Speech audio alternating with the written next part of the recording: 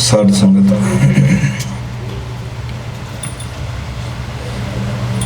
आप सब माई भाई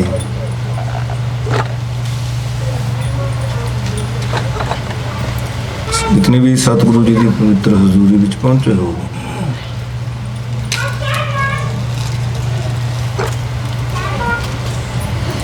सारे अपनी रचना की सफलता वास्ते शब्द विच बोलने की खेचल करो।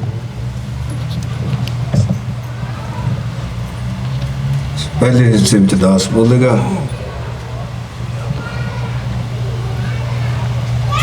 दूसरे हिस्से में सब भाई ठीक कर दो निकल कह सकता, और तीसरे हिस्से में सब बीबियां भी शब्द विच बोल के अपनी रचना पवित्र बनाओ। कोई भी रचना शब्द की धारणा पढ़े तो बगैर बांधी न रहेगी।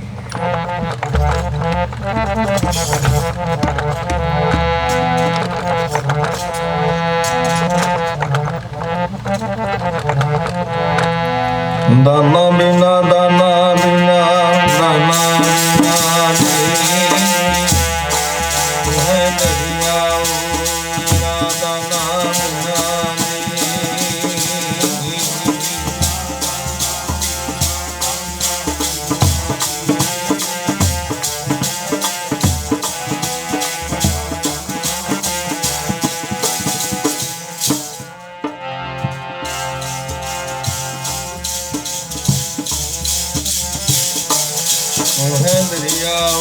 मेरा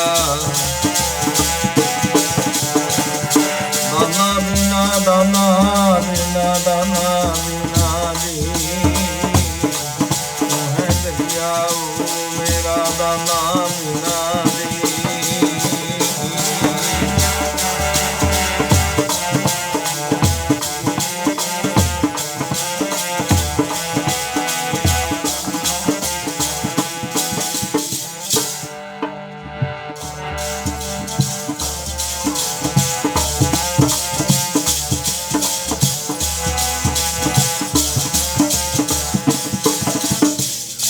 दरियाओ दाना बिना मैं मछली कैसे अंत नहा। जय जय देखा तह तह तू है तुझते निगसी फूट मरा। ना जाना मेरो ना जाना जाली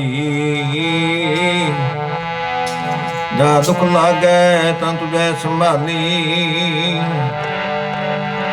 तू भरपूर जानिया मैं दूर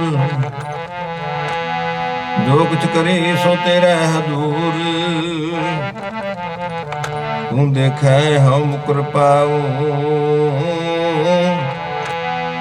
तेरा कम ना तेरा नाए।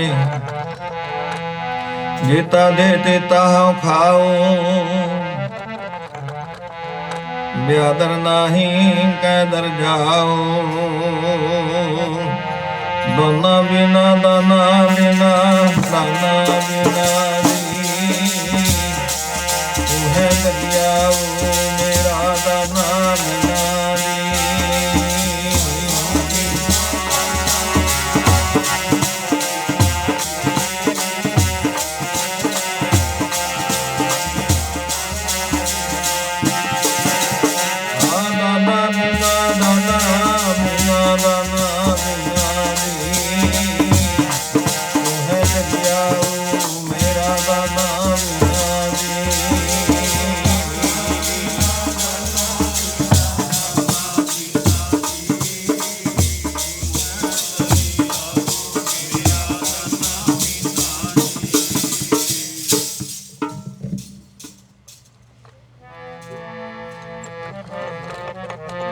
नानक एक कहे अरदास जियो पिंड सब तेरे पास।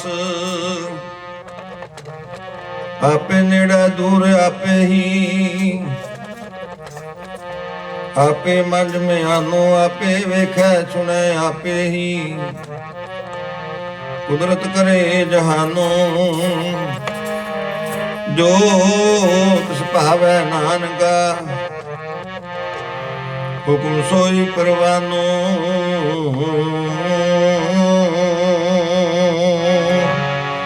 दाना बिना दाना बिना दाना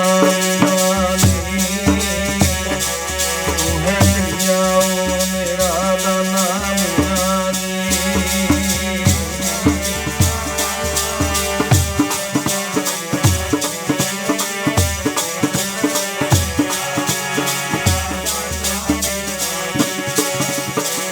दाना बिना दाना बिना दाना बिना तू है दरियाओ मेरा दाना बिना।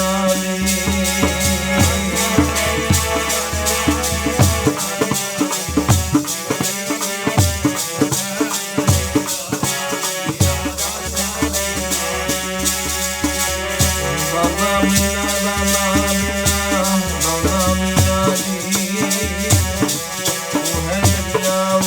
मेरा दाना बिना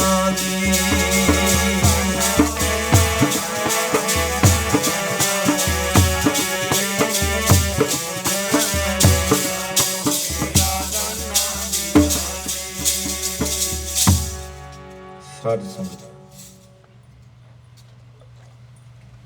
काफी समय तो आप सतगुरां दे सचखंड दरबार दी हाजरियां भर रहे हो।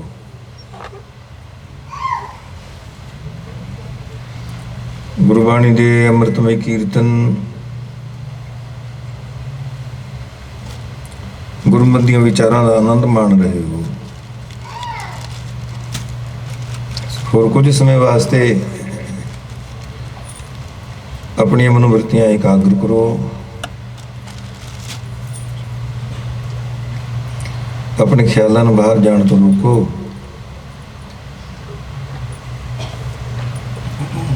तां जो मन की एकाग्रता द्वारा आपां गुरबाणी के कीर्तन और गुरुमत दी विचारां का लाभ उठा सकीए।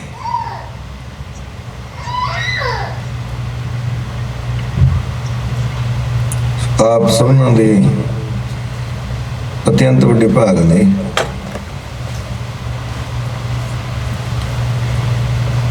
ਸਾਹਿਬ ਗੁਰੂ ਅਰਜਨ ਦੇਵ ਜੀ ਮਹਾਰਾਜ ਦਾ ਫਰਮਾਨ ਹੈ ਕਿ ਸਾਧ ਸੰਗਤ ਵਿੱਚ ਬੈਠ ਕੇ ਹਰੀ ਜਸ ਹਰੀ ਕੀਰਤਨ ਦਾ ਗਾਇਨ ਕਰਨਾ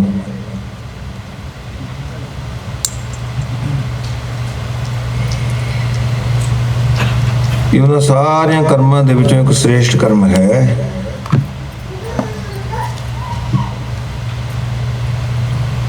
ਜਿਹੜੇ ਅਕਾਲ ਪੁਰਖ ਵਾਹਿਗੁਰੂ ਦੇ ਮਿਲਾਪ ਵਾਸਤੇ ਕੀਤੇ ਜਾਂਦੇ ਹਨ। ਹਰ ਕੀਰਤ ਸਾਧ ਸੰਗਤ ਹੈ, ਸਿਰ ਕਰਮਨ ਕੇ ਕਰਮਾ, ਕਰਮਨ ਸਿਰ ਕਰਮ, ਆਪ ਸਾਰਿਆਂ ਤੋਂ ਸ੍ਰੇਸ਼ਟ ਕਰਮ। ਹਰ ਕੀਰਤ ਸਾਧ ਸੰਗਤ ਹੈ, ਸਿਰ ਕਰਮਨ ਕੇ ਕਰਮਾ। ਪਰ ਇਸ ਕਰਮ ਦੇ ਵਿੱਚ ਪ੍ਰਵਿਰਤੀ ਕਿਹਨਾਂ ਦੀ ਹੁੰਦੀ ਹੈ?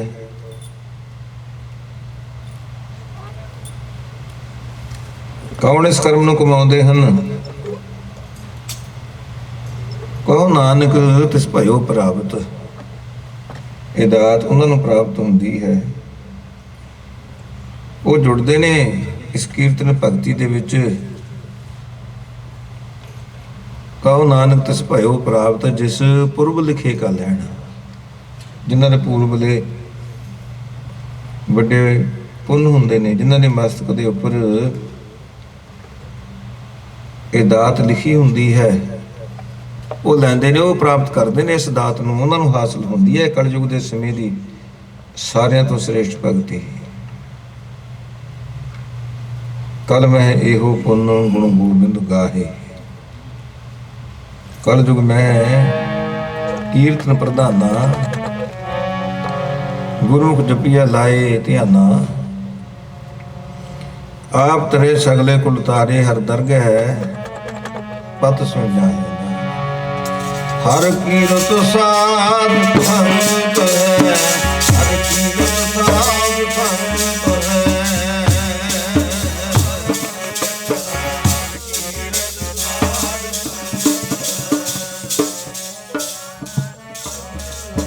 ਹਰ ਕੀਰਤ ਬਣ ਕੇ ਭਾਈ, ਹਰ ਕੀਰਤ ਸਾਧ ਸੰਤ,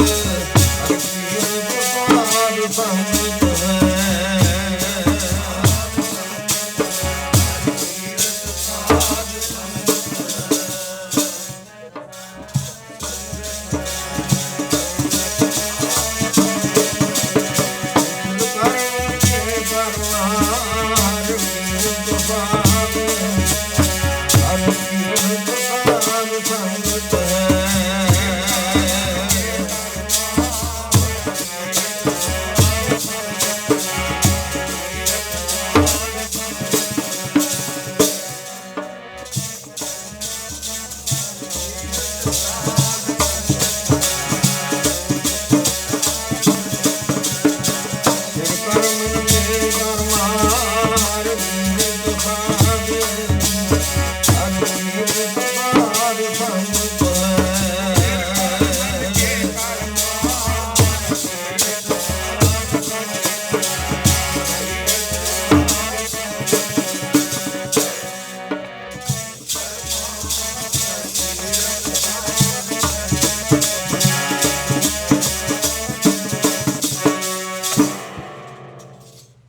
ਧਨ ਸੋ ਕਲਯੁਗ ਸਾਧ ਸੰਗ ਕੀਰਤਨ ਗਾਈ ਹੈ, ਨਾਨਕ ਨਾਮ ਆਧਾਰ ਹੀਓ। ਕਲਯੁਗ ਦਾ ਸਮਾਂ ਜਿਸ ਨੂੰ ਬੜਾ ਭਿਆਨਕ ਮੰਨਿਆ ਜਾਂਦਾ ਹੈ। ਸਤਿਗੁਰੂ ਜੀ ਫਰਮਾਨ ਕਰਦੇ ਨੇ, ਗੁਰਸਿੱਖ ਉਸ ਕਲਯੁਗ ਦੇ ਸਮੇਂ ਨੂੰ ਵੀ ਧਨਤਾ ਯੁਗ ਬਣਾ ਦਿੰਦੇ ਹਨ, ਜਦੋਂ ਸਾਧ ਸੰਗਤ ਵਿੱਚ ਜੁੜ ਮਿਲ ਕੇ ਗੁਰਬਾਣੀ ਦਾ ਗਾਇਨ ਕਰਦੇ ਹਨ। ਸਮੁੱਚੇ ਤੌਰ ਤੇ ਸਾਹਿਬ ਗੁਰੂ ਅਮਰਦਾਸ ਜੀ ਮਹਾਰਾਜ ਗੁਰਸਿੱਖਾਂ ਨੂੰ ਨਸੀਹਤ ਦਿੰਦੇ ਹਨ। ਕਿਸੇ ਇਕੱਲੇ ਦੁਕੱਲੇ ਜਾਂ ਕਿਸੇ ਵਿਅਕਤੀ ਵਿਸ਼ੇਸ਼ ਨੂੰ ਨਹੀਂ, ਨਾ ਕੇਵਲ ਰਬਾਬੀਆਂ ਨੂੰ, ਨਾ ਕੇਵਲ ਰਾਗੀ ਸਿੰਘਾਂ ਨੂੰ ਆਗਿਆ ਹੈ, ਬਲਕਿ ਹਰ ਗੁਰਸਿੱਖ ਮਾਤਰ ਵਾਸਤੇ ਧੰਨ ਗੁਰੂ ਅਮਰਦਾਸ ਜੀ ਮਹਾਰਾਜ ਦੀ ਆਗਿਆ, ਉਹਨਾਂ ਦਾ ਹੁਕਮ ਇਹ ਹੈ, ਆਵੋ ਸਿੱਖ ਸਤਿਗੁਰੂ ਕੇ ਪਿਆਰੇ ਹੋ, ਗਾਵੋ ਸੱਚੀ ਬਾਣੀ। ਜੁੜ ਮਿਲ ਕੇ ਗੁਰਬਾਣੀ ਦਾ ਗਾਇਨ ਕਰੋ। ਉਹ ਸਾਰ ਸੰਗਤ ਜੋ ਸਤਿਗੁਰੂ ਜੀ ਦੇ ਦਰੋਂ ਘਰੋਂ ਵਰਸਾਏ ਮਹਾਂਪੁਰਖਾਂ ਨੇ ਇਹ ਗੁਰਬਾਣੀ ਦੀਆਂ ਸਿੱਧੀਆਂ ਧਾਰਨਾ ਵਾਲੇ ਕੀਰਤਨ ਦੀ ਰਵਾਇਤ ਪ੍ਰਚਲਿਤ ਕੀਤੀ ਹੈ। ਉਹਦੇ ਪਿੱਛੇ ਵੀ ਮਨੋਰਥ ਇਹੋ ਹੀ ਹੈ ਕਿ ਸਾਰੀ ਸੰਗਤ ਦੀ ਇਸ ਕੀਰਤਨ ਭਗਤੀ ਦੇ ਵਿੱਚ ਸ਼ਮੂਲੀਅਤ ਹੋ ਸਕੇ।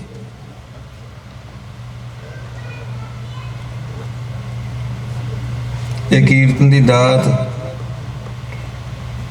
ਸਤਿਗੁਰੂ ਜੀ ਨੇ ਗੁਰਸਿੱਖਾਂ ਨੂੰ ਬਖਸ਼ੀ ਹੈ। ਧੰਨ ਗੁਰੂ ਅਰਜਨ ਦੇਵ ਜੀ ਮਹਾਰਾਜ ਦੇ ਸਮੇਂ ਤੋਂ ਗੁਰੂ ਘਰ ਵਿੱਚ ਇਹ ਰਵਾਇਤ ਪ੍ਰਚਲਿਤ ਹੋ ਗਈ। ਸਤਿਗੁਰੂ ਜੀ ਨੇ ਆਪਣੇ ਪੈਰੋਕਾਰਾਂ ਨੂੰ ਨਮੂਨਾ ਦੇਣ ਵਾਸਤੇ ਆਪ ਵੀ ਕੀਰਤਨ ਕਰਨਾ ਸ਼ੁਰੂ ਕੀਤਾ। ਸਾਹਿਬ ਗੁਰੂ ਕਲਗੀਧਰ ਪਾਤਸ਼ਾਹ ਦੇ ਇਤਿਹਾਸ ਵਿੱਚ ਵੀ ਇਸ ਗੱਲ ਦਾ ਜ਼ਿਕਰ ਆਉਂਦਾ ਹੈ ਕਿ ਉਹ ਵੀ ਆਪ ਗੁਰਬਾਣੀ ਦਾ ਕੀਰਤਨ ਕਰਿਆ ਕਰਦੇ। ਅੱਜ ਵੀ ਉਹਨਾਂ ਦਾ ਰਬਾਬ, ਉਹਨਾਂ ਦੇ ਸਾਜ਼ ਸਿੱਖ ਜਗਤ ਨੇ ਬੜੇ ਆਦਰ ਬੜੇ ਸਤਿਕਾਰ ਦੇ ਨਾਲ ਸੰਭਾਲ ਕੇ ਰੱਖੇ ਹੋਏ ਨੇ। ਬਹੁਤ ਵਾਰ ਆਪ ਨੇ ਇਹ ਪ੍ਰਸੰਗ ਸੁਣਿਆ ਹੋਵੇਗਾ ਕਿ ਜਦੋਂ ਭਾਈ ਸੱਤਾ ਔਰ ਬਲਵੰਡ ਇਹ ਗੁਰੂ ਘਰ ਤੋਂ ਬੇਮੁਖ ਹੋ ਗਏ, ਇਹਨਾਂ ਨੂੰ ਇਸ ਗੱਲ ਦਾ ਮਾਣ ਹੋ ਗਿਆ ਵੀ ਜੇ ਅਸੀਂ ਗੁਰਬਾਣੀ ਦਾ ਕੀਰਤਨ ਕਰਦੇ ਹਾਂ ਤਾਂ ਸੰਗਤਾਂ ਇਕੱਤਰ ਹੁੰਦੀਆਂ ਨੇ ਸਤਿਗੁਰੂ ਜੀ ਦੇ ਦਰਬਾਰ ਵਿੱਚ। ਕਈ ਵਾਰ ਆਪ ਨੇ ਇਹ ਪ੍ਰਕਰਨ ਸੁਣਿਆ ਹੋਵੇਗਾ ਕਿ ਉਹਨਾਂ ਰਬਾਬੀਆਂ ਨੇ ਸਾਹਿਬ ਗੁਰੂ ਅਰਜਨ ਦੇਵ ਜੀ ਮਹਾਰਾਜ ਅੱਗੇ ਸਵਾਲ ਪਾਇਆ ਕਿ ਮਹਾਰਾਜ ਸਾਡੀ ਬੱਚੀ ਦੀ ਸ਼ਾਦੀ ਹੈ, ਆਪ ਅੱਗੇ ਜੋ ਵਿਸਾਖੀ ਦਾ ਜੋੜ ਮੇਲਾ ਆ ਰਿਹਾ ਹੈ ਉਸ ਜੋੜ ਮੇਲੇ ਤੇ ਜਿਤਨੀ ਸੰਗਤ ਦੀ ਭੇਟਾ ਹੋਵੇ ਉਹ ਸਾਨੂੰ ਬਖਸ਼ ਦਿਓ।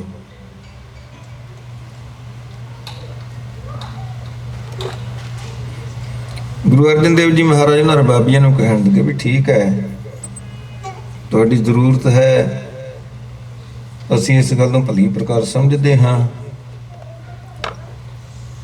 ਵੀ ਤੁਸੀਂ ਦੱਸ ਦਿਓ ਵੀ ਸਾਡਾ ਇਤਨੀ ਕਮਾਇਆ ਦੇ ਨਾਲ ਨਿਰਵਾਹ ਹੋ ਜਾਵੇਗਾ। ਭੇਟਾ ਵਿੱਚ ਤੇ ਘਾਟ ਵਾਧ ਵੀ ਹੋ ਸਕਦੀ ਹੈ, ਪਰ ਜੇ ਤੁਸੀਂ ਅਨੁਮਾਨ ਲਾਇਆ ਹੈ ਕਿ ਸਾਡੀ ਬੱਚੀ ਦੇ ਇਸ ਵਿਆਹ ਦੇ ਕਾਰਜ ਵਾਸਤੇ ਇਤਨਾ ਖਰਚਾ ਆ ਜਾਵੇਗਾ ਵੀ ਸਾਨੂੰ ਦੱਸ ਦਿਓ, ਅਸੀਂ ਤੁਹਾਨੂੰ ਉਤਨੀ ਮਾਇਆ ਬਖਸ਼ ਦਿਆਂਗੇ, ਉਸ ਤੋਂ ਵੀ ਜ਼ਿਆਦਾ ਬਖਸ਼ ਦਿਆਂਗੇ। ਪਰ ਇਹਨਾਂ ਨੇ ਹਟ ਕੀਤਾ ਕਿ ਮਹਾਰਾਜ ਸਾਨੂੰ ਤੇ ਵਿਸਾਖੀ ਵਾਲੇ ਜੋੜ ਮੇਲੇ ਦੀ ਭੇਟਾ ਹੀ ਚਾਹੀਦੀ ਹੈ। ਗੁਰੂ ਅਮਰਦਾਸ ਜੀ ਮਹਾਰਾਜ ਦੇ ਸਮੇਂ ਤੋਂ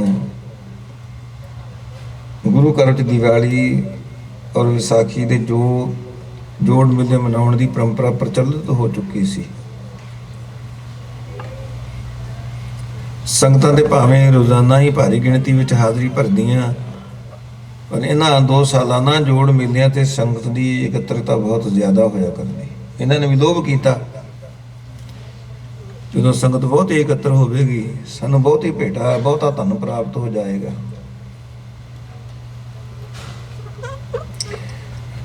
ਗੁਰੂ ਅਰਜਨ ਦੇਵ ਜੀ ਮਹਾਰਾਜ ਨੇ ਇਹਨਾਂ ਨੂੰ ਸਮਝਾਉਣ ਦੀ ਕੋਸ਼ਿਸ਼ ਕੀਤੀ, ਪਰ ਇਹਨਾਂ ਨੇ ਹੱਠ ਨਾ ਛੱਡਿਆ।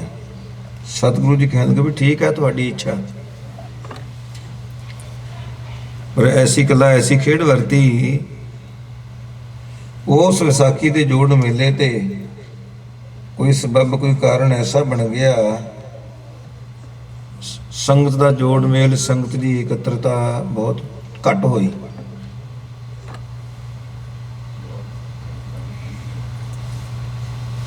ਜੇ ਸੰਗਤ ਦਾ ਇਕੱਠ ਘੱਟ ਹੋਣਾ ਸੀ ਕੁਦਰਤੀ ਗੱਲ ਹੈ, ਹੁਣ ਚੜਾਵਾ ਵੀ ਘੱਟ ਚੜਿਆ। ਉਹ ਮਾਇਆ ਸਤਿਗੁਰੂ ਜੀ ਨੇ ਇਹਨਾਂ ਨੂੰ ਸੌਂਪ ਦਿੱਤੀ पर ये नाराज हो गए, महाराज साडे नाल छल होया है, तुसी या तुहाडे मसंदा ने संगतां नूं वरज दिता है। गुरु अर्जन देव जी महाराज ने फिर भी कहा कि भाई जे भेटा घट है साडे पासों होर मंग लो, जितनी तुहाडी जरूरत है असीं तुहानूं होर माया बख्श दिंदे हां। पर सार संगत इन्हां ने अपनी नाराज़गी प्रगट की। उस दिन तो बाद इन्हां ने फैसला कर लिया भी असीं गुरु दरबार जाके कीर्तन नहीं करना।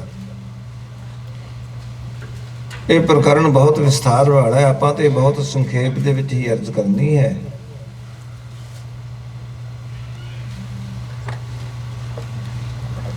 जब अगले दिन इस सतगुरु जी के दरबार में कीर्तन करने वास्ते हाजिर ना होए, सतगुरु जी सिखां नूं कहण लगे भाई गुरु घर दे रबाबी नहीं आए। इन्होंने बेनती की गरीब नवाज आप ये भली प्रकार जानते ही हो कि वह नाराज हो गए ने। सतगुरु जी कहण लगे भाई उन्होंने बुला के ले आओ, गुरु घर दे कीर्तनीय ने। गुरु घर दे कीर्तनियां दा गुरु घर विच मान सत्कार हुंदा ही आया है।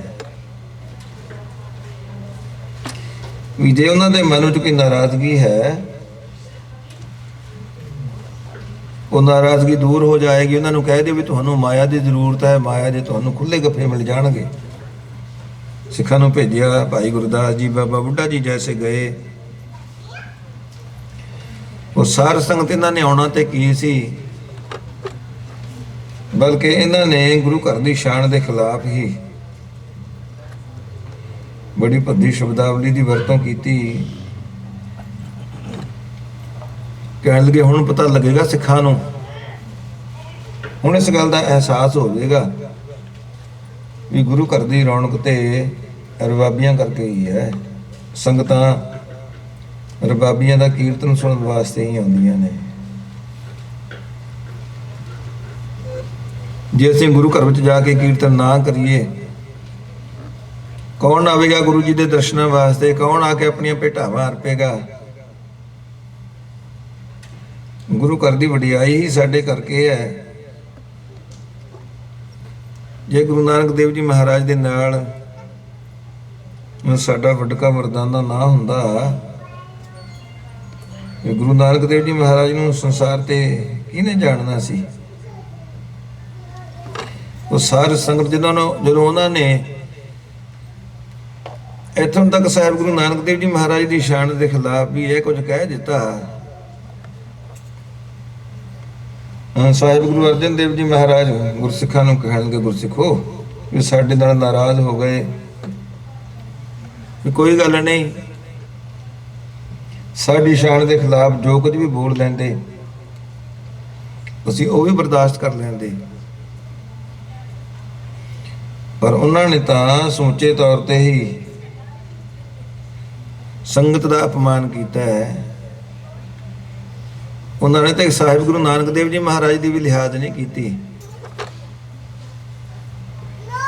जिहड़ा गुरु नानक का ही नहीं बनया, जिहदे मन च गुरु नानक का ही अदब नहीं, फिर अगे साडा भी की लगता है।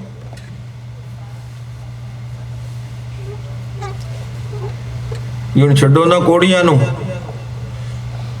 हुण सबब बन गया है। गुरसिखो तुसीं हुण कीर्तन करन दी जाच सिखो। तुसीं जुड़ मिल के साहिब गुरु अमरदास जी महाराज की आग्या का पालन करो। साहिब गुरु अमरदास जी महाराज की आग्या, उन्हां दा हुक्म वो इकल्ले रबाबियां वास्ते या रागियां वास्ते ही नहीं, वो तो समुचे तौर पर ही गुरसिखां नूं मुखातब होके ये नसीहत दे रहे ने। आप हो सिख सतगुरु के प्यारे हो, गाव हो सच्ची बाणी, बाणी तां गाव हो गुरु केरी बाणियां सिर बाणी।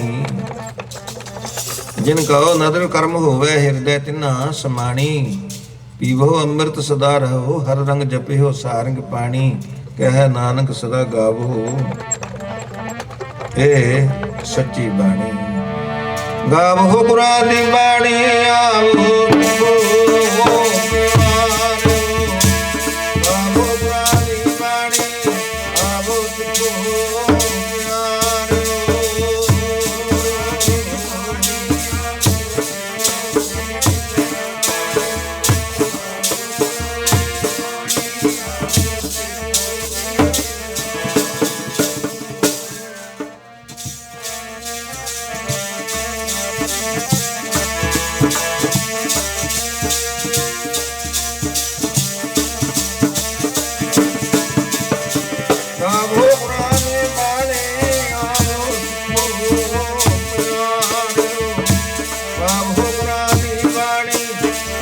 सुखो प्यारो।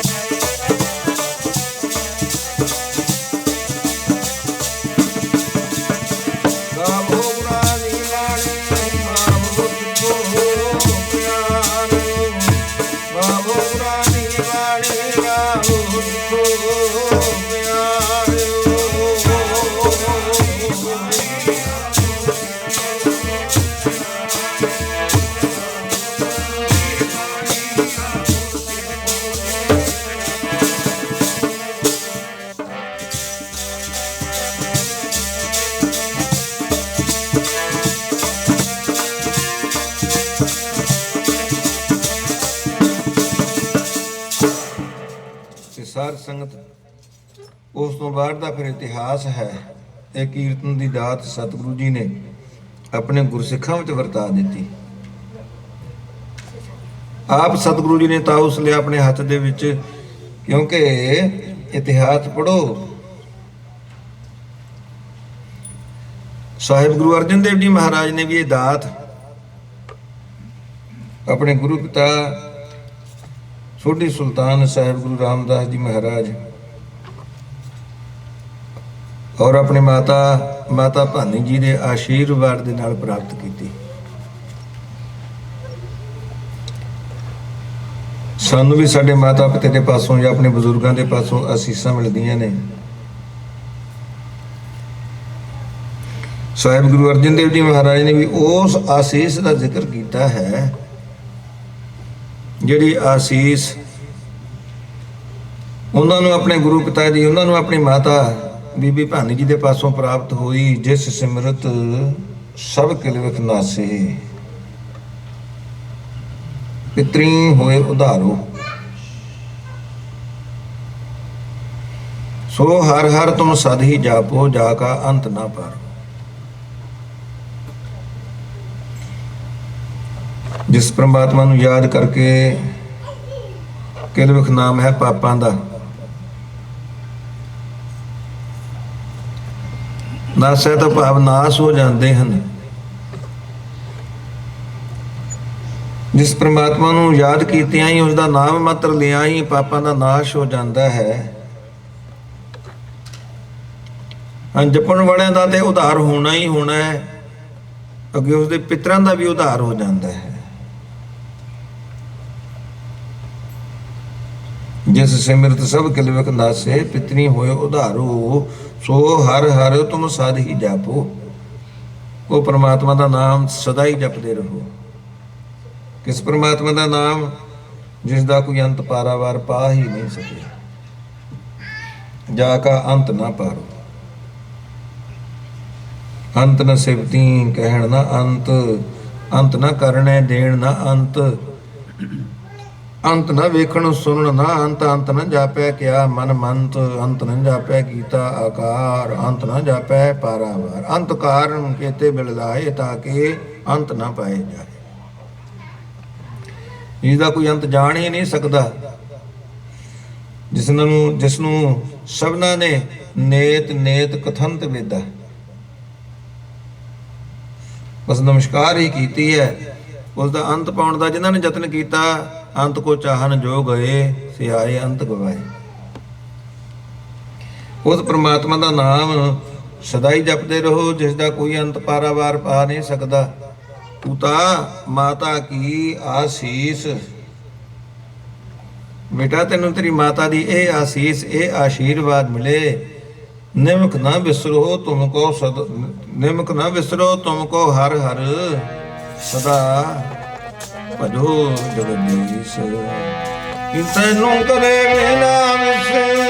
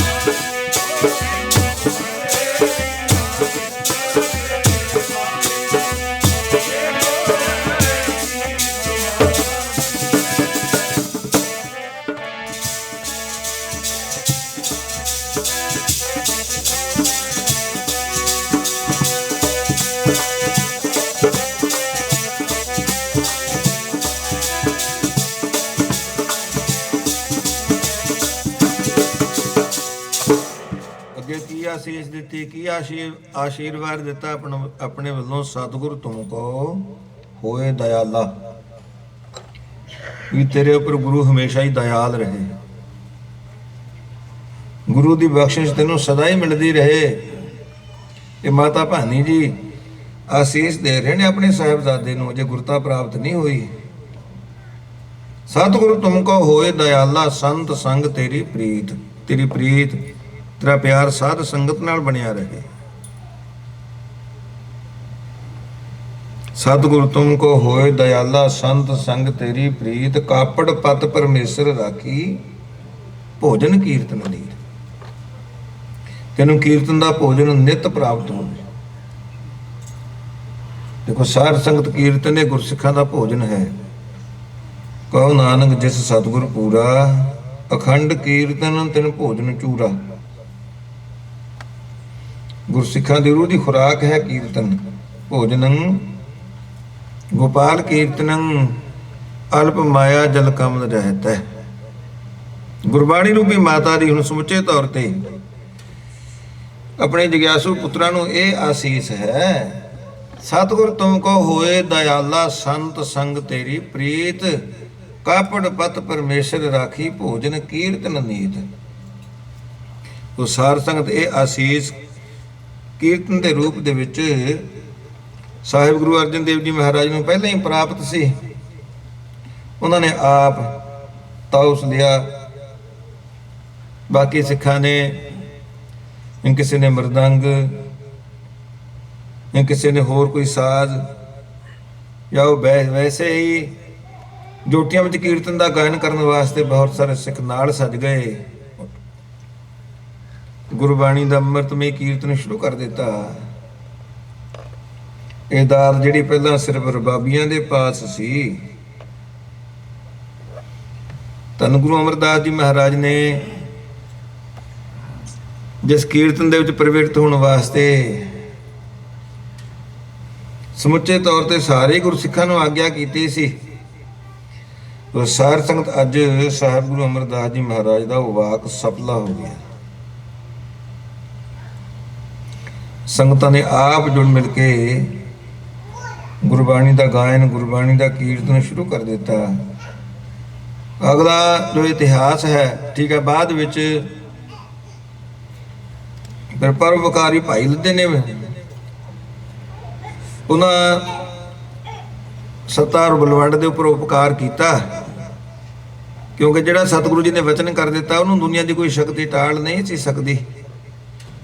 ਜਦੋਂ ਸਤਿਗੁਰੂ ਜੀ ਨੇ ਵਚਨ ਕੀਤਾ ਵੀ ਇਹਨਾਂ ਕੋੜੀਆਂ ਨੂੰ ਛੱਡੋ, ਵੀ ਆਪ ਹੀ ਹੁਣ ਗੁਰਬਾਣੀ ਦਾ ਕੀਰਤਨ ਸ਼ੁਰੂ ਕਰ ਦਿਓ। ਇਹਨਾਂ ਨੂੰ ਕੋੜ ਦੇ ਆਸਾਰ ਦੱਸਣ ਲੱਗ ਪਏ, ਕੋਈ ਇਹਨਾਂ ਨੂੰ ਨੇੜੇ ਨਹੀਂ ਟੁਕਣ ਦਿੰਦਾ। ਬੜੇ ਸਿੱਖਾਂ ਦੇ ਤਰਲੇ ਕੀਤੇ, ਇੱਕ ਵਾਰ ਸਾਨੂੰ ਬਖਸ਼ਾ ਦਿਓ, ਪਰ ਕੋਈ ਹੁਣ ਸਤਿਗੁਰੂ ਜੀ ਦੇ ਪਾਸ ਜਾ ਕੇ ਉਹਨਾਂ ਵਾਸਤੇ ਅਰਜ਼ ਨਹੀਂ, ਬੇਨਤੀ ਨਹੀਂ ਕਰਦਾ। ਜਿਨ੍ਹਾਂ ਦੇ ਮਨ ਵਿੱਚ ਰਹਿਮ ਆਇਆ ਵੀ ਸਾਹਿਬ ਗੁਰੂ ਅਰਜਨ ਦੇਵ ਜੀ ਮਹਾਰਾਜ ਦੇ ਚਰਨਾਂ 'ਚ ਬੇਨਤੀ ਕੀਤੀ ਵੀ ਸਤਿਗੁਰੂ ਜੀ ਫਿਰ ਕਹਿ ਲਗੇ, ਭਾਈ ਸਾਡੀ ਸ਼ਾਨ ਦੇ ਖਿਲਾਫ ਜੋ ਮਰਜ਼ੀ ਬੋਲ ਦਿੰਦਾ ਅਸੀਂ ਬਖਸ਼ ਦਿੰਦੇ। ਪਰ ਉਹਨਾਂ ਨੇ ਤੇ ਸਾਹਿਬ ਗੁਰੂ ਨਾਨਕ ਦੇਵ ਜੀ ਮਹਾਰਾਜ ਦਾ ਵੀ ਲਿਹਾਜ਼ ਨਹੀਂ ਕੀਤਾ। ਜਿਹੜਾ ਗੁਰੂ ਨਾਨਕ ਦੀ ਨਿੰਦਿਆ ਕਰ ਸਕਦਾ ਹੈ, ਫਿਰ ਉਸ ਨੂੰ ਅਸੀਂ ਕਿਵੇਂ ਬਖਸ਼ ਸਕਦੇ? ਸਿੱਖਾਂ ਨੇ ਫਿਰ ਬਾਰ-ਬਾਰ ਬੇਨਤੀਆਂ ਕਰਨੀਆਂ, ਅਖੀਰ ਬੜੇ ਸਖਤ ਲਫ਼ਜ਼ ਵਰਤੇ। ਆਪਾਂ ਇਤਿਹਾਸ ਦਾ ਜ਼ਿਆਦਾ ਵਿਸਥਾਰ ਨਹੀਂ ਕਰਨਾ। ਭਾਈ ਲੱਦੇ ਪਰਉਪਕਾਰੀ ਨੇ ਫਿਰ ਬਾਹਰ ਵਿੱਚ ਉਹਨਾਂ ਨੂੰ ਬਖਸ਼ਾਇਆ। ਬਾਹਰ ਵਿੱਚ ਫਿਰ ਆ ਕੇ ਗੁਰੂ ਘਰ ਵਿੱਚ ਕੀਰਤਨ ਕਰਨ ਲੱਗੇ। ਜਿਸ ਜ਼ਬਾਨ ਦੇ ਨਾਲ ਉਹਨਾਂ ਨੇ ਗੁਰੂ ਨਾਨਕ ਦੀ ਨਿੰਦਿਆ ਕੀਤੀ ਸੀ, ਉਸੇ ਹੀ ਜ਼ਬਾਨ ਦੇ ਨਾਲ ਸਾਹਿਬ ਗੁਰੂ ਨਾਨਕ ਦੇਵ ਜੀ ਮਹਾਰਾਜ ਦੀ ਸਿਫਤ ਕੀਤੀ। ਖੈਰ ਬਖਸ਼ ਦਿੱਤਾ ਉਹਨਾਂ ਨੂੰ ਸਾਹਿਬ ਗੁਰੂ ਅਰਜਨ ਦੇਵ ਜੀ ਮਹਾਰਾਜ ਨੇ। ਫਿਰ ਉਹਨਾਂ ਦੀ ਰਚਨਾ ਨੂੰ ਵੀ ਸਤਿਗੁਰੂ ਜੀ ਨੇ ਗੁਰਬਾਣੀ ਦੇ ਵਿੱਚ ਥਾਂ ਦਿੱਤੀ। ਉਹਨਾਂ ਦੀ ਬਾਣੀ ਜਿਹੜੀ ਸਾਹਿਬ ਸ੍ਰੀ ਗੁਰੂ ਗ੍ਰੰਥ ਸਾਹਿਬ ਜੀ ਮਹਾਰਾਜ ਦੇ ਵਿੱਚ ਭਾਈ ਬਲਵੰਡ ਔਰ ਸੱਤੇ ਦੀ ਵਾਰ ਦੇ ਨਾਮ ਨਾਲ ਪ੍ਰਸਿੱਧ ਹੈ, ਰਾਮਕਲੀ ਰਾਗ ਦੇ ਵਿੱਚ, ਜਿਹਦੇ ਵਿੱਚ ਗੁਰੂ ਸਾਹਿਬਾਨ ਦੀ, ਸਾਹਿਬ ਗੁਰੂ ਨਾਨਕ ਦੇਵ ਜੀ ਮਹਾਰਾਜ, ਗੁਰੂ ਅੰਗਦ ਦੇਵ ਜੀ, ਸਾਹਿਬ ਗੁਰੂ ਅਮਰਦਾਸ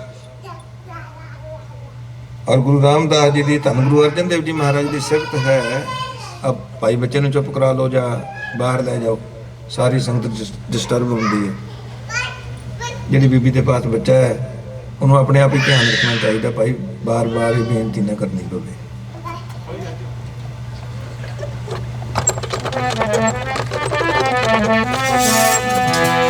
ਗਾਵੋ ਗੁਰਾਂ ਦੀ ਬਾਣੀ, ਆਵੋ ਸਿੱਖੋ ਪਿਆਰੋ, ਗਾਵੋ ਗੁਰਾਂ ਦੀ ਬਾਣੀ, ਆਵੋ ਸਿੱਖੋ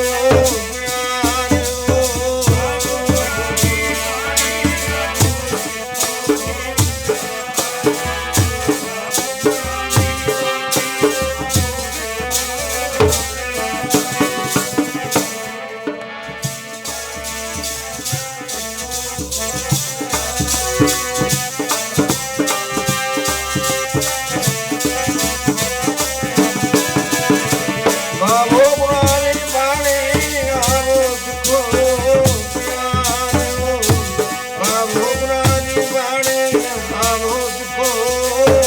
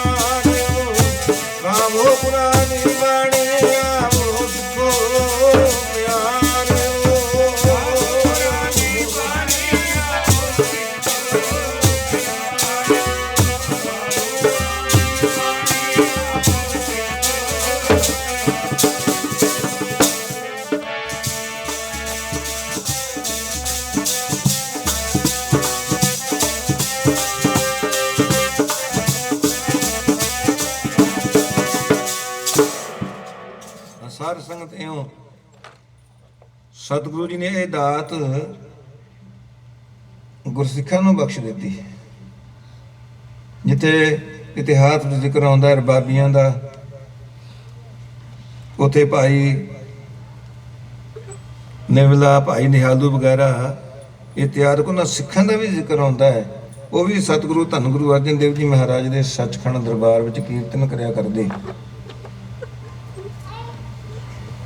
ਔਰ ਜਦੋਂ ਕੀਰਤਨ ਕਰਦੇ ਬੜਾ ਸੰਗਤਾਂ ਦਾ ਮਨ ਜੁੜਦਾ।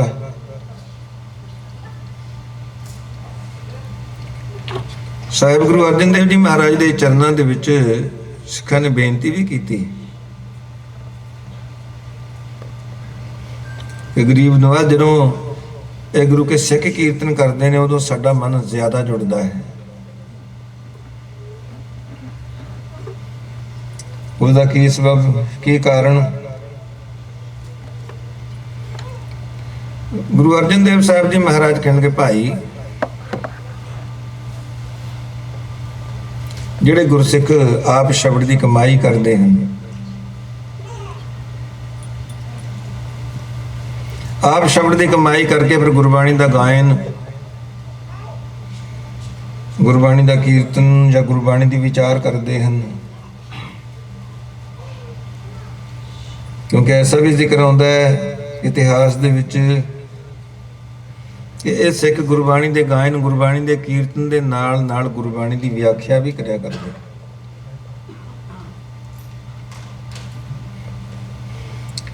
ਫਿਰ ਸਿੱਖਾਂ ਵਾਸਤੇ ਇੱਕ ਨਵਾਂ ਪ੍ਰਸ਼ਨ ਖੜਾ ਹੋ ਗਿਆ, ਮਹਾਰਾਜ ਗੁਰਬਾਣੀ ਦਾ ਗਾਇਨ ਹੀ ਕਰਨਾ ਜਾਂ ਗੁਰਬਾਣੀ ਦੀ ਵਿਆਖਿਆ ਵੀ ਕੀਤੀ ਜਾ ਸਕਦੀ ਹੈ? ਦੇਖੋ, ਇਤਿਹਾਸ ਦੇ ਨਾਲ ਸੰਬੰਧਿਤ ਜਿਤਨੀਆਂ ਵੀ ਘਟਨਾਵਾਂ ਨੇ ਉਹ ਸਾਡਾ ਮਾਰਗ ਦਰਸ਼ਨ ਕਰਦੀਆਂ ਨੇ। ਠੀਕ ਹੈ, ਇੱਕ ਤੇ ਸਾਡੇ ਵਾਸਤੇ ਗੁਰਬਾਣੀ ਹੈ, ਇੱਕ ਓਂਕਾਰ ਤੋਂ ਲਾ ਕੇ 18, 10, 20 ਤੱਕ ਜਿਹੜੀ ਸਾਡੇ ਵਾਸਤੇ ਇੱਕ ਵਿਧਾਨ ਹੈ, ਜੋ ਗੁਰਮਤਿ ਦੀ ਰਾਹ ਰੀਤ ਹੈ,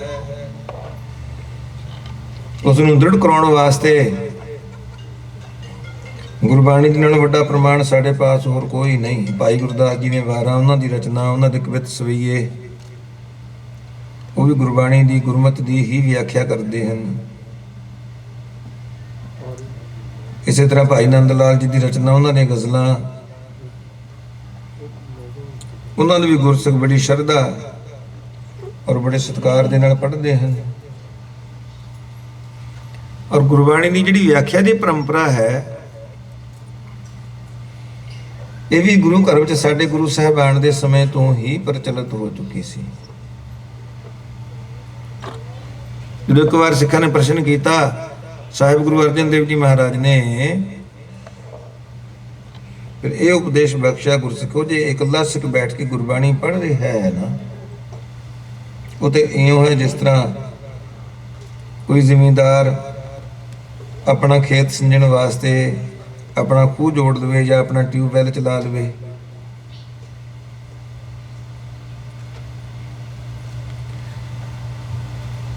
ਆਪਣਾ ਪੰਪ ਚਲਾ ਕੇ, ਆਪਣਾ ਟਿਊਬਵੈੱਲ ਚਲਾ ਕੇ ਆਪਣਾ ਖੇਤ ਸਿੰਜ ਲਿਆ, ਨਾਲ ਦੇ ਜ਼ਿਮੀਂਦਾਰ ਨੂੰ ਤੇ ਕੋਈ ਲਾਭ ਨਹੀਂ। ਜੇ ਮੋਹਲੇ ਧਾਰ ਮੀਂਹ ਪੈਣਾ ਸ਼ੁਰੂ ਹੋ ਜਾਵੇ, ਫਿਰ ਉਹਦੇ ਨਾਲ ਸਾਰੇ ਜ਼ਿਮੀਂਦਾਰਾਂ ਦੇ ਖੇਤ ਸਿੰਜੇ ਜਾਂਦੇ ਹਨ। ਪਰ ਮੋਹਲੇ ਧਾਰ ਮੀਂਹ ਬਹੁਤਾ ਲੰਮਾ ਸਮਾਂ ਨਹੀਂ ਪਿਆ ਕਰਦਾ। ਜਿਸ ਤਰ੍ਹਾਂ ਥੰਡਰ ਸਟੋਰਮ ਹੁੰਦਾ ਹੈ, ਉਹ ਥੋੜੀ ਦੇਰ ਦੇ ਵਿੱਚ ਹੀ ਬਰਸ ਕੇ ਫਿਰ ਆਸਮਾਨ ਵਿੱਚ ਹੀ ਅਲੋਪ ਹੋ ਜਾਂਦਾ ਹੈ। ਫਿਰ ਇੱਕ ਝੜੀ ਲੱਗ ਜਾਂਦੀ ਹੈ, ਨਿੱਕੀ ਕਣੀ ਦਾ ਮੀਂਹ, ਉਹ ਮੁਤਵਾਤਰ ਕਈ ਦਿਨ ਲਗਾਤਾਰ ਪੈਂਦਾ ਹੀ ਰਹਿੰਦਾ ਹੈ।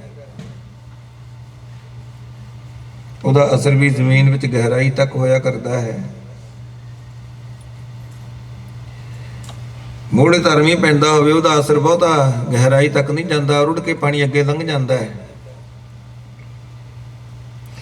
ਗੁਰੂ ਅਰਜਨ ਦੇਵ ਜੀ ਮਹਾਰਾਜ ਕਹਿੰਦੇ, ਗੁਰਸਿੱਖੋ ਇਕੱਲਾ ਸਿੱਖ ਬੈਠਾ ਬਾਣੀ ਪੜ੍ਹ ਰਿਹਾ ਹੈ, ਉਹ ਤੇ ਇਉਂ ਹੈ ਜਿਸ ਤਰ੍ਹਾਂ ਕੋਈ ਜ਼ਿਮੀਂਦਾਰ ਆਪਣਾ ਟਿਊਬਵੈੱਲ ਚਲਾ ਕੇ, ਆਪਣਾ ਖੂਹ ਜੋੜ ਕੇ ਆਪਣਾ ਖੇਤ ਸਿੰਜ ਲਵੇ।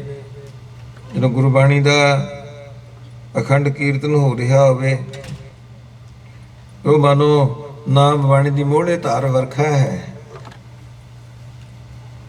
ਹਾਂ, ਗੁਰਬਾਣੀ ਦੇ ਕੀਰਤਨ ਦਾ ਲਾਭ ਕਈ ਵਾਰ ਸੰਗਤਾਂ ਨੂੰ, ਠੀਕ ਹੈ, ਜਿਨ੍ਹਾਂ ਦੀ ਸੰਗੀਤ ਦੇ ਵਿੱਚ ਥੋੜ੍ਹੀ ਬਹੁਤ ਰੁਚੀ ਹੈ, ਜਿਨ੍ਹਾਂ ਨੂੰ ਸੁਰਤਾਲ ਦਾ ਗਿਆਨ ਹੈ, ਜਾਂ ਜਿਨ੍ਹਾਂ ਨੂੰ ਗੁਰਬਾਣੀ ਦੇ ਅਰਥਾਂ ਦਾ ਬੋਧ ਹੈ, ਜਿਨ੍ਹਾਂ ਨੂੰ ਸਤਿਗੁਰੂ ਜੀ ਨੇ ਐਸਾ ਵਿਵੇਕ ਬਖਸ਼ ਦਿੱਤਾ ਹੈ, ਉਹਨਾਂ ਨੂੰ ਗੁਰਬਾਣੀ ਦੇ ਕੀਰਤਨ ਦਾ ਬਹੁਤਾ ਆਨੰਦ ਆਉਂਦਾ ਹੈ।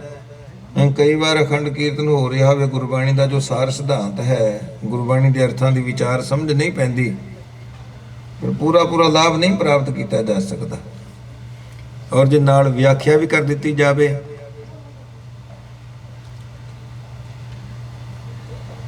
ਫਿਰ ਸਾਹਿਬ ਗੁਰੂ ਅਰਜਨ ਦੇਵ ਜੀ ਮਹਾਰਾਜ ਕਹਿਣਗੇ, ਗੁਰਸਿੱਖੋ ਇਹ ਸੋਨੇ ਉੱਪਰ ਸੁਹਾਗੇ ਵਾਲੀ ਗੱਲ ਹੈ। ਇਹ ਗੁਰਬਾਣੀ ਦੀ ਵਿਆਖਿਆ ਕੀਰਤਨ ਦੇ ਨਾਲ ਵਖਿਆਨ, ਇਹ ਮਾਨੋ ਨਿੱਕੀ ਬੂੰਦ ਦਾ ਮੀਂਹ ਹੈ ਜਦੋਂ ਝੜੀ ਲੱਗ ਜਾਂਦੀ ਹੈ। ਜਿਹੜਾ ਝੜੀ ਵਾਲਾ ਮੀਂਹ ਹੈ, ਜਿਸ ਤਰ੍ਹਾਂ ਉਹਦਾ ਅਸਰ ਜ਼ਮੀਨ ਵਿੱਚ ਗਹਿਰਾਈ ਤੱਕ ਹੋਇਆ ਕਰਦਾ ਹੈ, ਬਿਲਕੁਲ ਇਸੇ ਤਰ੍ਹਾਂ ਜਦੋਂ ਕੀਰਤਨ ਦੇ ਨਾਲ ਵਿਆਖਿਆ ਵੀ ਕੀਤੀ ਜਾਵੇ, ਉਹਦਾ ਅਸਰ ਹਿਰਦੇ ਦੀ ਗਹਿਰਾਈ ਤੱਕ ਹੋਇਆ ਕਰਦਾ ਹੈ। ਸੰਤ ਬਾਬਾ ਈਸ਼ਰ ਸਿੰਘ ਜੀ ਮਹਾਰਾਜ ਰਾੜਾ ਸਾਹਿਬ ਵਾਲੇ, ਜਿਨ੍ਹਾਂ ਨੂੰ ਸੰਤ ਬਾਬਾ ਤ੍ਰਿਸ਼ਤ ਸਿੰਘ ਜੀ ਡੇਰੂ ਸਾਹਿਬ ਵਾਲਿਆਂ ਪਾਸੋਂ, ਸੰਤ ਬਾਬਾ ਤ੍ਰਿਸ਼ਤ ਸਿੰਘ ਜੀ ਮਸਤਵਾਣੇ ਵਾਲੇ ਮਹਾਂਪੁਰਖਾਂ ਦੇ ਪਾਸੋਂ ਇਹ ਆਸ਼ੀਰਵਾਦ ਮਿਲਿਆ ਵੀ ਤੁਸੀਂ ਕੀਰਤਨ ਭਗਤੀ ਦੁਆਰਾ, ਗੁਰਬਾਣੀ ਦੇ ਕੀਰਤਨ ਦੁਆਰਾ ਗੁਰੂ ਨਾਨਕ ਦਾ ਸੰਦੇਸ਼ ਸੰਸਾਰ ਦੇ ਕੋਨੇ-ਕੋਨੇ ਵਿੱਚ ਪਹੁੰਚਾਉਣਾ ਹੈ। ਤੁਹਾਡੇ ਪਾਸੋਂ ਗੁਰੂ ਨਾਨਕ ਨੇ ਕੀਰਤਨ ਦੀ ਸੇਵਾ ਲੈਣੀ ਹੈ। ਜਦੋਂ ਸੰਤ ਬਾਬਾ ਤ੍ਰਿਸ਼ਤ ਸਿੰਘ ਜੀ ਡੇਰੂ ਸਾਹਿਬ ਵਾਲਿਆਂ ਨੇ ਉਹਨਾਂ ਨੂੰ ਆਗਿਆ ਕੀਤੀ, ਆਪਣੀ ਆਸੀਸ ਦਿੱਤੀ, ਕੀਰਤਨ ਸਿੱਖਣ ਵਾਸਤੇ ਪ੍ਰੇਰਿਆ, ਨਾਲ ਇਹ ਵੀ ਆਗਿਆ ਕੀਤੀ ਕਿ ਜਿਹੜੇ ਗੁਰਮਤਿ ਦੇ ਗ੍ਰੰਥ ਨੇ ਉਹਨਾਂ ਦਾ ਅਧਿਐਨ ਵੀ ਕਰਨਾ ਹੈ, ਕਿਉਂਕਿ ਕੀਰਤਨ ਦੇ ਨਾਲ ਵਿਆਖਿਆ ਵੀ ਜ਼ਰੂਰੀ ਹੈ।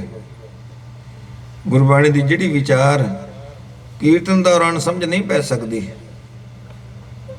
ਉਹ ਵਿਆਖਿਆ ਦੌਰਾਨ ਸਮਝ ਵਿੱਚ ਪੈ ਜਾਂਦੀ ਹੈ। ਵੱਡੇ ਸੰਤ ਜੀ ਮਹਾਰਾਜ ਆਪ ਕਿਹਾ ਕਰਦੇ ਵੀ ਅਸੀਂ ਪਹਿਲਾਂ ਕੀਰਤਨ ਰਾਗਾਂ ਦੇ ਵਿਚਾਰਿਤਾਂ ਵਿੱਚ ਵੀ ਕਰਿਆ ਕਰਦੇ, ਔਰ ਜਿਹੜਾ ਮਹਾਂਪੁਰਖਾਂ ਨੇ ਸੰਤ ਬਾਬਾ ਤ੍ਰਿਸ਼ਤ ਸਿੰਘ ਜੀ ਮਸਤਵਾਣੇ ਵਾਲਿਆਂ ਨੇ ਸਿੱਧੀਆਂ ਧਾਰਨਾ ਵਾਲੇ ਕੀਰਤਨ ਦਾ ਇਹ ਗੁਰੂ ਘਰ ਵਿੱਚ ਪ੍ਰਵਾਹ ਚਲਾਇਆ, ਅਸੀਂ ਉਸ ਪਰੰਪਰਾ ਨੂੰ ਵੀ ਅਪਣਾਇਆ। ਜਦੋਂ ਦੇਖਿਆ ਵੀ ਜਿਹੜਾ ਧਾਰਨਾ ਵਾਲਾ ਕੀਰਤਨ ਹੈ ਇਹਦਾ ਸੰਗਤਾਂ ਤੇ ਜ਼ਿਆਦਾ ਅਸਰ ਹੁੰਦਾ ਹੈ, ਸੰਗਤਾਂ ਨੂੰ ਜ਼ਿਆਦਾ ਲਾਭ ਪਹੁੰਚਦਾ ਹੈ। ਇਸ ਕਰਕੇ ਅਸੀਂ ਇਹ ਕੀਰਤਨ ਦੀ ਜਿਹੜੀ ਇਹ ਪਰੰਪਰਾ ਹੈ ਗੁਰਬਾਣੀ ਦੀਆਂ ਧਾਰਨਾ ਵਾਲੀ, ਤੇ ਇਸ ਨੂੰ ਅਡਾਪਟ ਕੀਤਾ। ਕੀਰਤਨ ਅਸੀਂ ਰਾਗਾਂ ਵਿੱਚ ਵੀ ਕਰ ਸਕਦੇ ਸੀ, ਰੀਤਾਂ ਵਿੱਚ ਵੀ ਕਰਿਆ ਕਰਦੇ, ਪਰ ਜਦੋਂ ਦੇਖਿਆ ਕਿ ਸੰਗਤਾਂ ਨੂੰ ਇਸ ਵਿਧੀ ਦੁਆਰਾ ਗੁਰਬਾਣੀ ਦੇ ਕੀਰਤਨ ਉਪਦੇਸ਼ ਦਾ ਜ਼ਿਆਦਾ ਲਾਭ ਪ੍ਰਾਪਤ ਹੁੰਦਾ ਹੈ, ਅਸੀਂ ਇਹ ਵਿਧੀ ਅਡਾਪਟ ਕਰ ਲਈ। ਖੈਰ ਧਿਆਨ ਦਿਓ, ਸਾਹਿਬ ਗੁਰੂ ਅਰਜਨ ਦੇਵ ਜੀ ਮਹਾਰਾਜ ਨੇ ਦਾਤ ਆਪਣੇ ਪੈਰੋਕਾਰਾਂ ਵਿੱਚ, ਆਪਣੇ ਗੁਰਸਿੱਖਾਂ ਵਿੱਚ ਵੰਡ ਦਿੱਤੀ। ਗੁਰਸਿੱਖੋ, ਸਾਨੂੰ ਗੁਰੂ ਅਮਰਦਾਸ ਜੀ ਮਹਾਰਾਜ ਦੀ ਆਗਿਆ ਦਾ ਪਾਲਣ ਕਰੋ, ਜਿਹੜੇ ਸਮੁੱਚੇ ਤੌਰ ਤੇ ਸਭਨਾਂ ਨੂੰ ਹੀ ਮੁਖਾਤਬ ਹੋ ਕੇ ਹਰ ਗੁਰਸਿੱਖ ਮਾਤਰ ਨੂੰ ਇਹ ਆਗਿਆ ਕਰ ਰਹੇ ਨੇ ਕਿ ਇਹ ਗੁਰੂ ਦੇ ਪਿਆਰੇ ਗੁਰਸਿੱਖੋ, ਤੁਸੀਂ ਜੁੜ ਮਿਲ ਕੇ ਇਕੱਤਰ ਹੋ ਕੇ ਗੁਰਬਾਣੀ ਦਾ ਗਾਇਨ ਕਰੋ। ਇਹ ਕਲਯੁਗ ਦੇ ਸਮੇਂ ਦਾ ਸਭ ਤੋਂ ਵੱਡਾ ਪੁੰਨ ਹੈ। ਤਿੱਥੈ ਤੂੰ ਸਮਰੱਥ ਜਿੱਥੈ ਕੋਈ ਨਾਹੇ, ਉਥੈ ਤੇਰੀ ਰਖ ਅਗਨੀ ਉਦਰ ਮਾਹੇ। ਸੁਣ ਕੇ ਜਮ ਕੇ ਦੂਤ ਨਾਏ, ਤੇਰਾ ਛੱਡ ਜਾਏ ਭੌਜਲ ਬਿਖਮ ਸੁਗਾ। ਗੁਰ ਸਬਦੀ ਪਾਰ ਪਾਏ, ਜਿਨ ਕਉ ਲੱਗੀ ਪਿਆਸ ਅੰਮ੍ਰਿਤ ਸੇਈ ਖਾਹੇ। ਕਲ ਮੈਂ ਇਹੋ ਪੁੰਨ ਗੁਣ ਗੋਬਿੰਦ ਗਾਏ। ਗਾਓ ਮੇਰੀ ਰਸਨਾ ਕੀਰਤ ਪ੍ਰਭ ਕੀ, ਗਾਓ ਮੇਰੀ ਰਸਨਾ ਕੀਰਤ ਪ੍ਰਭ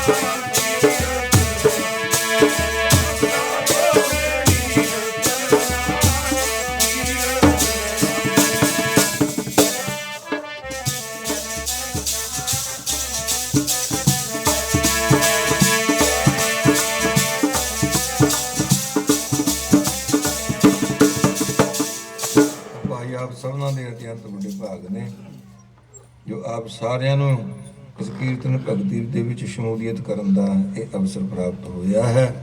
ਹੁਣ ਸਮਾਂ ਅੱਗੇ ਇਜਾਜ਼ਤ ਨਹੀਂ ਦੇ ਰਿਹਾ। ਸਭ ਗੁਰਮੁਖ ਮਾਈ ਭਾਈ ਸ੍ਰੀ ਆਨੰਦ ਸਾਹਿਬ ਔਰ ਗੁਰੂ ਸਤੋਤਰ ਦਾ ਗਾਇਨ ਕਰੋ। ਰਾਮ ਕਲੀ ਮਹਲਾ ਤੀਜਾ ਆਨੰਦ। ਇੱਕ ਓੰਕਾਰ ਸਤਿਗੁਰ ਪ੍ਰਸਾਦਿ ਆਨੰਦ ਮਾਇਆ ਮੇਰੀ ਮਾਈ ਸਤਿਗੁਰ ਨੇ ਪਾਇਆ।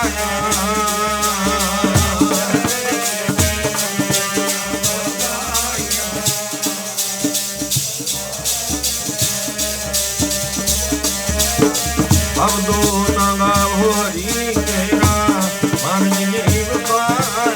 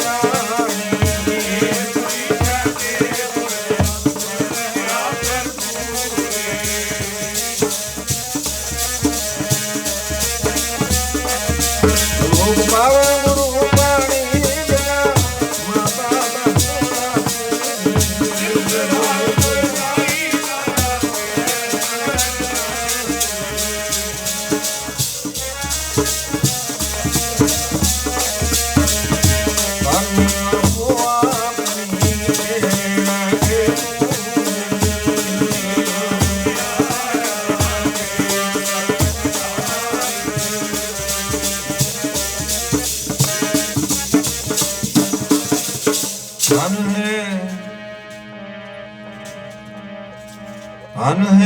ਹੈ ਗੁਰੂ ਨਾਨਕ ਸਾਹਿਬ ਧਨ ਹੈ।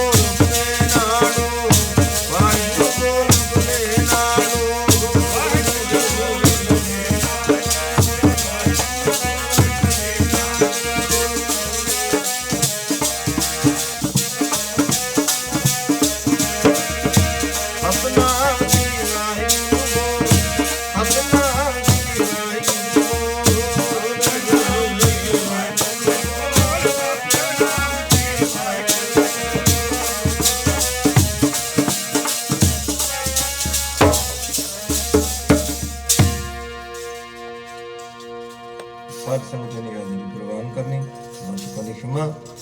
ਵਾਹਿਗੁਰੂ ਜੀ ਕਾ ਖਾਲਸਾ, ਵਾਹਿਗੁਰੂ ਜੀ ਕੀ ਫਤਿਹ।